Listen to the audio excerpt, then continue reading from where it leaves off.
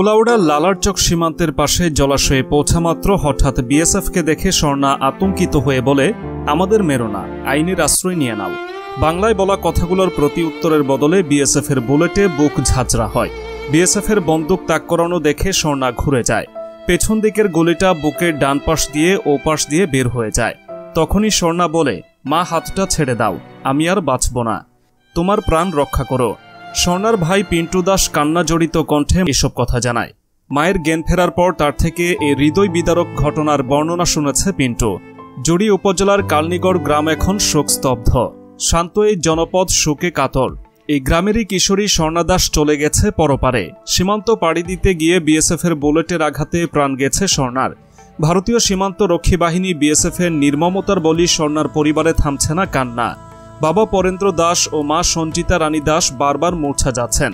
3 ভাই ও 2 বোনের মধ্যে স্বর্ণা ছিল ছোট।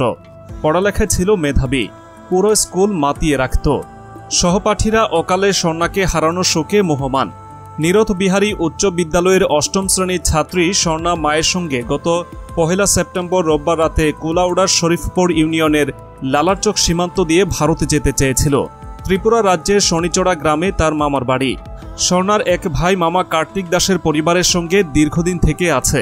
ভাইকে দেখা ও মামার বাড়ি বেড়ানো অধরাই রয়ে গেল স্বর্ণার।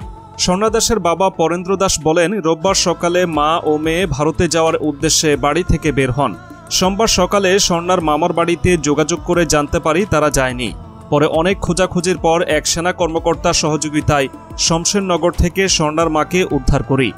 পরদিন সোমবার বিকেলে বিজিবির মাধ্যমে আমার মেয়ের মৃত্যুর বিষয়টি নিশ্চিত হই। স্বর্ণার মা সঞ্জিতা রানী দাস বলেন, সীমান্ত এলাকায় আমি ও আমার মেয়ে দালালদের খপ্পরে পড়ে যাই। তারা চট্টগ্রামের আরও একটি পরিবারের সঙ্গে আমাদেরকেও ভারতে ঠেলে দেওয়ার চেষ্টা করে। সীমান্তের কাছে গেলেই হঠাৎ গুলির আওয়াজ শুনে মাটিতে লুটিয়ে পড়ি। নির্দয় বিএসএফের গুলিতে আমার মেয়ের শরীর ঝাঁঝরা হয়ে গেছে, এ কথা বলেই সংজ্ঞা হারিয়ে ফেলেন সঞ্জিতা রানী দাস। স্থানীয় পশ্চিমজড়ি ইউপিএর 1 নং ওয়ার্ডের সদস্য মদন মোহন দাস বলেন, মেয়েটি বড় নম্রভদ্র ছিল, পুরো গ্রামেই তার সুনাম ছিল। পশ্চিমজড়ি ইউপিএর ভারপ্রাপ্ত চেয়ারম্যান সিরাজুল ইসলাম বলেন, গুলি করে মারার অধিকার কে দিল? আমরা সীমান্তে গুলি করে মারাকে সমর্থন করি না। আর কত ফেলানির মতো লাশ সীমান্তে পড়বে? ভারত যদি আমাদের বন্ধু ভাবে তাহলে এসব বন্ধ করতে হবে।